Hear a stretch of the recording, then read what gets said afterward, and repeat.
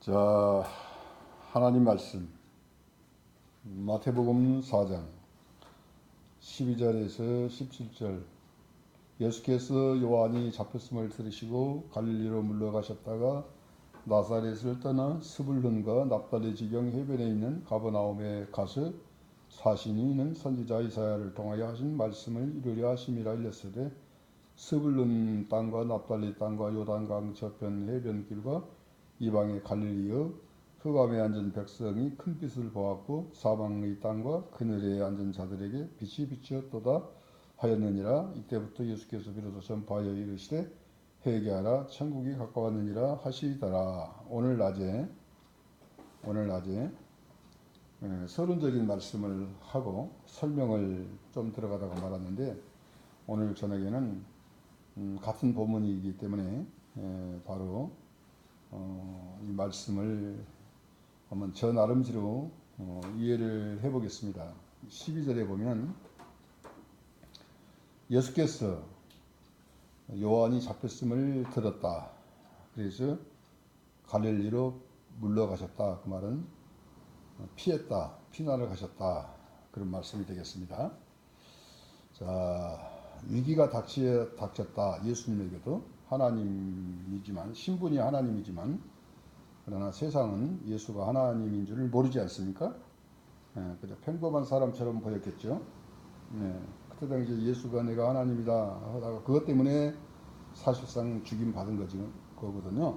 예수님이 나중에 이제 여기 30세부터 이제 사역을 시작하셨으니까 3년간 하셨으니까 33세에 돌아가셨으니까 예수님께서 이제 자기 자신을 드러냈습니다. 지금까지는 드러내지를 않았어요. 그러니까 몰랐겠죠. 이제 드러내려고 이제 하는 동기가 그 요한, 자기와 친척간이죠. 사도 요한, 세례 요한이 예수님하고 친척간입니다. 한 사촌 정도 되는 그러한 친척간이었어요. 그래서 이 요한이 잡혀서 이제 곧 죽게 생겼습니다. 그걸 들으시고 갈릴리로 물러가셨다. 그래서 갈릴리의 인연이 이렇게 자꾸 됩니다. 갈릴리가 예수님에게는 갈릴리 고향 같은 것이 되겠습니다.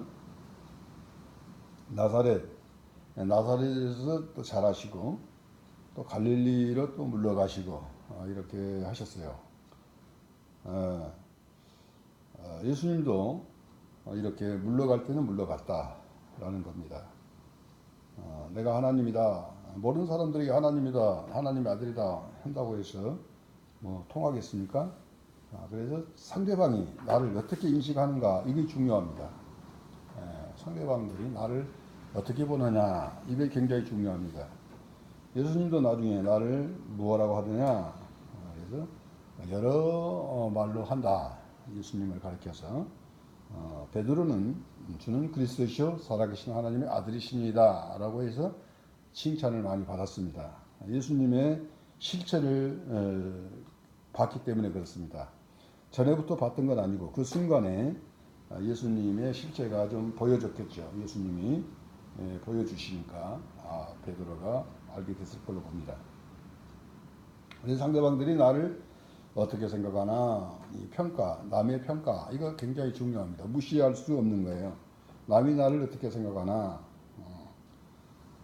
이것에 대한 신경을 썼다는 겁니다. 그래서 거기에 따라서 처신을 했다는 겁니다. 예수님도. 예수님의 처신을 우리가 배워야 되잖아요. 모든 것을 예수님 같이 해야 되는 거 아닙니까? 그렇게 못하더라도 우리 예수님이 우리의 모델이 되지 않습니까? 예수님도 역시 인간으로 보는 사람들 앞에서 인간같이 행동을 했다. 안 물러가셔도 뭐 잡혀 죽을 그런 예수가 아니에요. 얼마든지 막아낼 수가 있는 분이지만, 그러나 일단 물러가셨다는 겁니다. 함부로 신적인 존재를 드러내지 않았다는 겁니다. 그리고 13절에는 나사렛을 떠났다. 나사렛을 떠나서 스불론과 납달리 지경 해변에 있는 가버나움에 가서 사셨다 그랬습니다. 나사렛에서만 사는 것이 아니라 예수님은 한 동네만 사는 것이 아니고 스불론에도 사시고 납달리 지경 해변에 있는 가버나움에 가서도 사셨다. 여기저기 옮겨 다니면서 사셨다. 그랬습니다. 자, 우리들도 한 곳에서만 살았던 거 아니잖아요. 여기도 살고 저기도 살고 돌아다니면서 많이 살아봤던 것이 우리 예수님도 그러셨다는 겁니다. 정처가 없이 뿌리를 내리지 못하고 여기 갔다 저기 갔다 이렇게 했다고 하는 겁니다. 예수님도 참 고달팠을 것 같아요. 저는 맛있는 거 먹을 때마다 참 예수님은 이걸 드셔보셨을까? 못 드셔봤을 텐데 나는 이렇게 마음껏 먹는구나 싶어서 미안해요. 미안해서 그럴 때마다 예수님도 못 드신 걸 내가 먹는다 할 수도 없고 속으로 참 미안합니다. 예수님도 못 드신 것을 제가 이렇게 먹으니.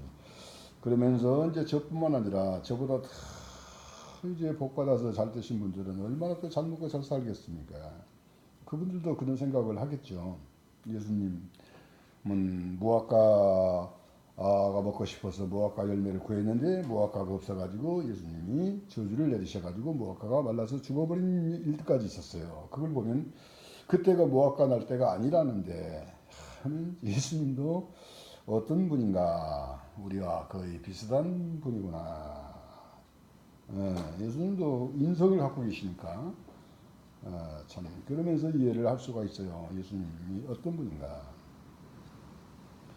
나사렛을 떠나서 스불론과 납달리 지경 해변에 있는 가버나움에 가서 사셨는데 왜 그랬냐? 이유가 있다. 선지자 이사야를 통해서 하신 말씀을 이루기 위함이다. 중요한 거는 선지자들이 자신에 대해서 해놓은 말씀들을 그대로 성취해 나가는 것이 중요했다는 겁니다. 그래서 오전 설교 때도 하나님 말씀대로 사는 게 중요하다 그랬지 않습니까? 우리 하나님의 성도 되기가 어렵다. 장로 목사 되기보다 더 어려운 것이 성도 되는 것이다. 그래서 성도가 낮은 계급이 아니다. 성도라고 하는 것은 가장 거룩한 이름이다. 예수님 이름 다음으로 거룩한 이름이 성도다. 성도 여러분, 지금의 성도는 아니지만 믿음을 향해서 믿음을 통해서 거룩한 그런 분들로 본다는 것이죠. 성도 여러분, 내가 과연 성도인가? 성도로 살게 하여 주옵소서라는 것이 우리의 소원이고 기도의 제목이 되어야 되겠습니다. 그리고 15절에 보면 수불론 땅과 납달리 땅과 요단강 저편 해변길과 이방의 갈릴리여 흑암에 앉은 백성이 큰 빛을 보았고 사방의 땅과 그늘에 앉은 자들에게 빛이 비치었도다 하였느니라 그랬습니다. 우리 예수님이 왜 한 곳에만 사신 것이 아니라 이리저리 사셨나 보면 빛을 비추기 위함이었다. 예수가 빛이다 하는 겁니다. 사람으로 오셔가지고 비친 분은 예수밖에 없잖아요. 예수님이 빛은 바로 하나님이잖아요. 하늘의 태양이 하나님을 상징합니다. 그래서 태양은 하나지만 빛이 온 세상을 비춘 것처럼 우리 하나님은 한 분이지만 성령으로 온 세상 사람들을 향해서 그들의 양심 속에서 늘 말씀하고 계십니다. 양심의 소리가 하나님의 소리다 그랬습니다. 사랑하는 여러분, 양심의 소리에 귀를 기울여 보세요. 양심대로 살면 아주 잘 멋있게 살 수가 있습니다. 양심을 여러분의 주인으로 여기시고 그 양심의 주인은 역시 양심은 하나님을 주인으로 여기시고 그렇게 해서 하나님과 직통할 수가 있습니다. 양심의 소리가 하나님의 소리인데 무슨 하나님의 소리가 따로 있는 거 아닙니다. 양심의 소리, 세미한 음성, 양심은 아주 세미한 음성으로 들려주시잖아요. 그 양심의 소리를 글을 쓰면 작가가 될 수가 있어요. 진실된 작가가 될 수가 있습니다. 저 역시 그렇게 글을 많이 씁니다. 근데 양심의 소리를 듣고 쓰는 글도 있지만 때로는 그렇지 못할 때가 더 많을 거예요. 그러다 보니까 제 글이라고 해서 무조건 하나님이 준 글이다라고 생각하면 오산입니다. 저 사람 소리도 많이 나갑니다. 어쩌다가 1000개 중에 하나 정도가 하나님이 주신 감동에 의해서 나오는 글도 있을런가 모르겠습니다. 그것까지도 그렇게 귀한 것은 귀한 겁니다. 그렇게 흔하지 않습니다. 그러나 하나님이 분명한 것은 우리 양심을 통해서 주께서 소통하신다는 겁니다.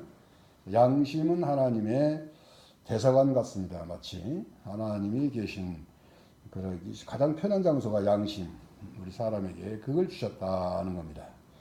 얼마나 감사합니까? 그래서 저는 이 양심을 찾아서 일단 살고 양심대로 따라 살고 그리고 양심은 하나님을 섬기는 그런 습성이 있으니까 예수님을 찾으면 구원이 된다. 누구든지 다 양심을 통해서 하나님을 찾으면 구원이 된다. 이렇게 저는 전하고 있습니다. 엄청 제 선교가 쉽죠. 네, 저는 바다의 물고기를 잡아보라 그러면 낚시해봤자 몇 마리 잡겠습니까? 배를 타고 막 그물을 던지더라도 얼마나 잡겠어요? 저는 그냥 다 잡아버립니다. 바다에 있는 고기는 다 내 고기다. 마음대로 커라. 필요할 때만 한 마리씩 잡아먹는 거죠. 그렇게 해서 다 잡아버리듯이 모든 세상 사람들이 양심으로만 돌아가면 다 구원된다는 겁니다. 아마 제가 이렇게 전한 말이 나중에는 많이 전파가 돼가지고 아마 많은 사람들이 쉽게 예수를 믿고 구원을 받게 되지 않을까 싶습니다. 하나님은 온 세상 사람들을 다 사랑하시고 구원하기를 원하시는 분이지 않습니까? 예, 저라고 하는 사람을 통해서 양심으로 예수를 믿어서 구원을 받아라. 양심이 하나님이 계시고 양심의 소리가 하나님의 소리다. 민심천심이고 양심에 따라 사람들이 다 정직하게 산다면 도둑놈 될 사람 아무도 없습니다. 살인강도 될 사람 아무도 없습니다. 천사처럼 착하고 의로운 사람들만 될 거예요. 이제 그러지 못한 사람이 생기니까 이 세상이 이제 문제가 생기고 법이 있게 생긴 것이고 감옥이 있고 그런 거죠. 자, 그래서 정직으로 돌아가라. 양심으로 돌아가라. 이것이 회개하라 천국이 가까웠느니라 이겁니다. 마지막으로 이때부터 예수께서 비로소 전파하여 이르시되 회개하라 천국이 가까이 왔느니라 하셨다고 하는 겁니다. 예수님이 비로소 전파하고 어렵게 이제 입을 열어 말씀하신 것이 무슨 말이냐? 회개하라는 겁니다. 회개하라는 소리가 그렇게 어려웠나요? 회개하라. 너희들 지금 살고 있는 것이 잘못 살고 있다. 그러니 회개하라.